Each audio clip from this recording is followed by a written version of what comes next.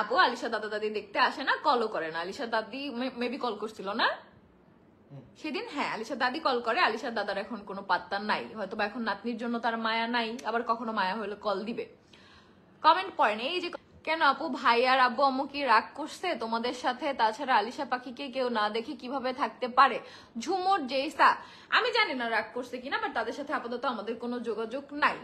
আর যোগাযোগটা কখনো না হোক, আমি সেটাই চাই। কারণ খারাপ সময় যাদের পাশে না পাই তাদের ভালো সময় আমি চাই না। হ্যাঁ, সো যখন আমাদের এর আগেও খারাপ সময় ছিল তাদের পাশে পাই নাই, ভালো সময় তারা আসছিল, এখন আবার খারাপ সময় তারা নাই। সো আবার ভালো সময়ের দিকে ইনশাল্লাহ চলে আসছি আমরা, তখন আর চাই না তাদেরকে। বাস আমি আজকে লাইভেই বলে দিলাম।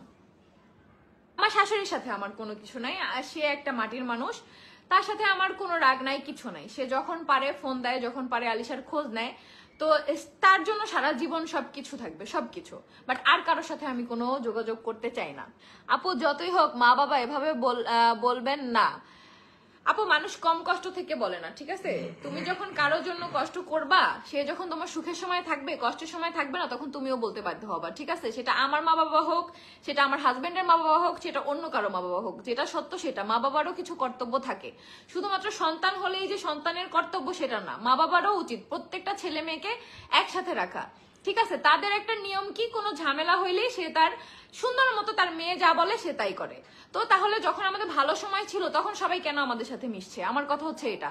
খারাপ সময় যদি মিশতে না পারে, ভালো সময় কেন মিশছে? আমার কথা স্ট্রেট ফরওয়ার্ড, ঠিক আছে? আমি যা বলি সামনাসামনি বলে দিই। সো এটাই হচ্ছে কথা।